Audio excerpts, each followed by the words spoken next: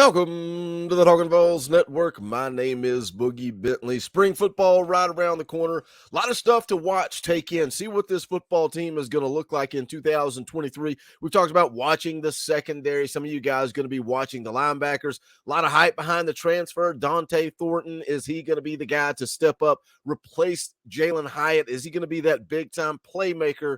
But then also all eyes are going to be on the quarterback position.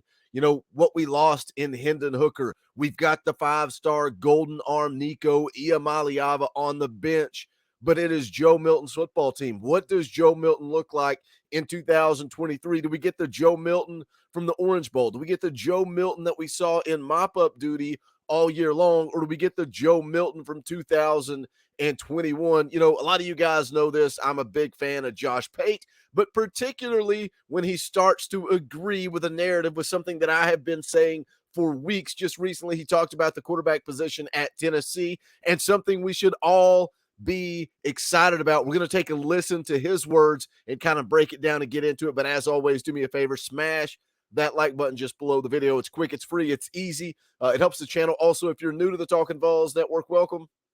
We're not experts. We're not insiders. We're not even media. This channel is for the fans, by the fans. If you like what we do, make sure you subscribe. Click that bell for notifications. You won't miss out when we go live or when we drop a video. Going to be live on Sunday, 6:30 p.m. Eastern time. We're going to play some NCAA football, but also we're going to talk about all things Vol athletics. And then the next two Wednesday nights, this coming Wednesday, next Wednesday, 7 p.m. Eastern time, full steam ahead, breaking down the spring. We're going to talk about the offense. We're going to talk about the defense, the depth chart. It's going to be a good time. Can't wait to hang out and talk some ball football because spring is in the air. It's right around the corner. But let's jump into this video from Josh Pate. And again, you can see there it says Josh Pate on Tennessee becoming a quarterback pipeline again. Now, I put out the video yesterday talking about wide receiver U. A lot of you guys are excited about that video and seem to agree with me that Tennessee is trending back in the right direction at the wide receiver position. And now the narrative, something that I've asked over and over and over, is how much better can this offense be? One of you guys, I love to now kind of repeat it. When Boogie says no disrespect, he's 100% about to disrespect somebody. It's not always the case. I love me some Hendon Hooker, big Hendon Hooker fan. You know, we have him to be thankful for the success that we've seen since Josh Heupel took over this football team.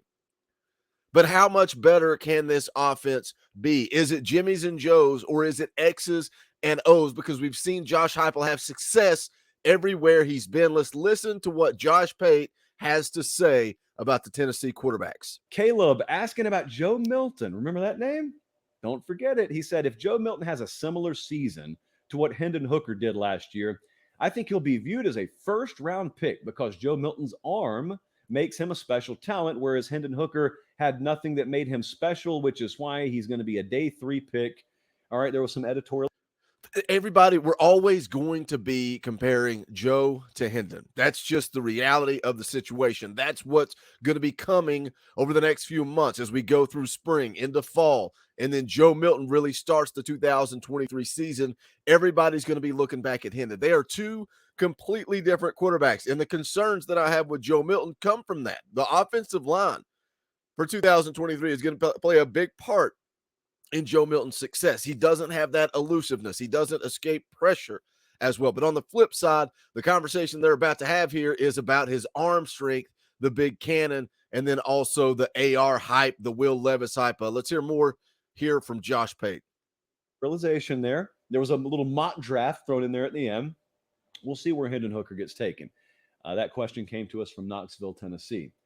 We live in a post-Anthony Richardson mock draft world.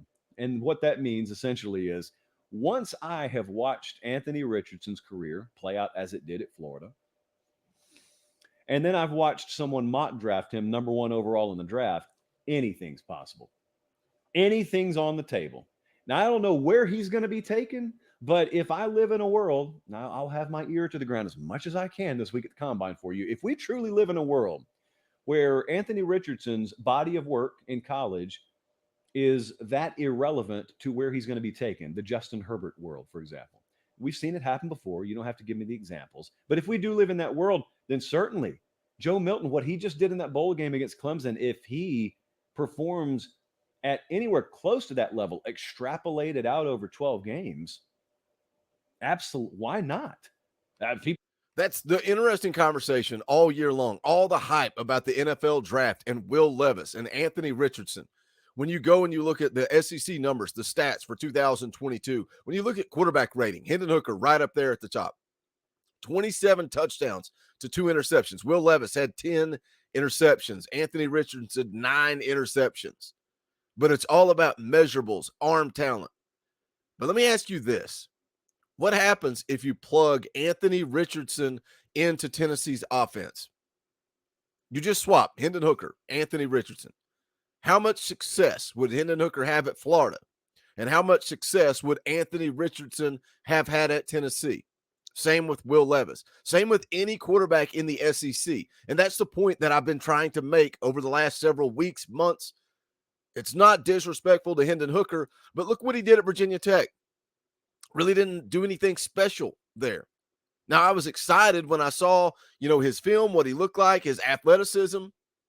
I was excited to get him on campus. What would Tennessee's offense look like with Anthony Richardson? So when you're talking NFL draft potential, that's where it gets interesting here from Josh Pate. people would ask why. I'd say, why not? I don't think about it from the mock draft standpoint, though. I'll tell you what I think about, because frankly, this is going to sound heartless.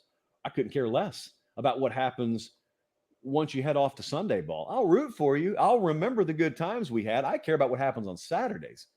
And Joe Milton's got some Saturday ball left to play. So I'm thinking about this hypothetical here. And if you're right, if Hendon Hooker is taken day 3, if he's just a late round draft pick, I'd look at it as a Tennessee fan or as a neutral observer, and I'd say Tennessee got that level of play out of a 5th round draft pick. Boom. This is something we have been talking about with not draft pick status, but star rankings. And I know stars, 5 stars, 3 stars aren't always everything. But when I look at what Hendon Hooker was coming out of high school, what he did at Virginia Tech, when I look at Cedric Tillman, what he was coming out of high school, and the level of production that Josh Heupel got out of those players, how much better can this offense be when you're talking about 5-star Nico Iamaleava, when you're talking about highly rated 4 stars like Cam Seldon, J.J. Harrell? You're talking about the potential to land Mike Matthews, legitimate 5-star wide receiver. You're talking about Ryan Wingo, already crystal balled to Tennessee in the class of 24, 5-star wide receiver. Jimmy's and Joe's versus X's and O's, what Josh Pate just said, that level of production out of a guy that's going to go 3rd round, 4th round, 5th round draft pick. How much better can this offense get? Well, what could they get? What could Josh Heupel squeeze out of this cat or any cat in the future? Just brought a 5-star named Nico Iamaleava on campus. What could he do? I think I think that's the lesson you learn from the draft a lot of times is you're about to watch some guys from Alabama go into the draft, and you know who they had on that team who eventually will be drafted, and that would lead you to rightly believe this last year's team underachieved. Well, likewise, if I were to watch Hendon Hooker go and be a day 3 selection, and he did what he did at quarterback, including hanging half 100 on Alabama this year at Tennessee, that's a really good indication. That is a bright green check mark. That's like a double thumbs up on the future of Tennessee football. And we don't actually have to go much further than walking distance from where I sit right now, because they open against Virginia just across the Cumberland River in Nissan Stadium this fall. How much better can this offense be? What does the future of Tennessee football look like? Recruiting, the class of 24, so crucial to the future of this football team. You got the quarterback. You're starting to build some legitimate defense in the class of 23, what they brought in, the freshmen that are on campus already. I'm excited about the future, but I thought that was interesting points from Josh Pate, because the conversation started as Joe Milton. Can he be a big-time first-round draft pick because of the hype, the buzz, the mock drafts, what we've seen with Anthony Richardson and Will Levis? Can he be that first-round draft pick because of the arm talent and the measurables? The answer to that is clearly yes. It depends on what he does in 2023. Is a Heisman Trophy campaign on the table? We will see, but it is interesting. I like the direction that question went. Hit the comment section. Let me know your thoughts. How much better Can this offense be the number one scoring ranked offense in the country in 2022? How much better can it get? Hit the comment section. Let me know. As always, smash that thumbs up on the way out the door. Go check out the official merchandise of the Talkin' VAWLS Network. You can go to bonfire.com/store/Talkin' VAWLS. You can also become a member of this channel. You get custom Talkin' VAWLS emojis, access to fan call-in shows, watch parties. You get a power T beside your name. You get your comments highlighted on live streams, all kinds of fun perks and benefits. Hit that join button down below. Right beside subscribe just says that little join button. It's as little as 99 cents a month. That's it. If you've got an iPhone, there's also a link in the description that you can use to become a member. But that's going to do it for this one. Thank you guys for tuning in. This is the Talkin' VAWLS Network. My name is Boogie Bentley. Go Big Orange.